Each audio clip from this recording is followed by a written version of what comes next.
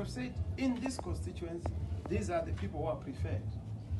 What we have not done to say is to say this one is the one who is going to be filing the nomination, but they are there.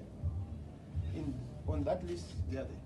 So if you are given A, B, C, you have been given an answer. You have to choose the best one. Why can we not know the specific ones who are going to file? You will know them. We have already given you an indication. And good things come to those who wait. Thank you. Yes.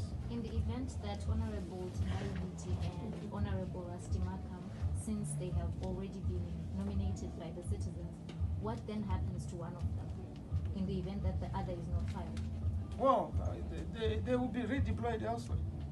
You know, the citizen movement is a big movement. Roles and tasks are given by the citizens. The one who has been nominated will be the candidate. The one who is not nominated will also be deployed. We are a big movement, they will be given other responsibilities. Are we perhaps going to see them coming back to Parliament through Senate or proportional representative? They will come into government. We are no longer talking about Parliament now. Our eyes are on government. They will be in government, serving the people of Zimbabwe.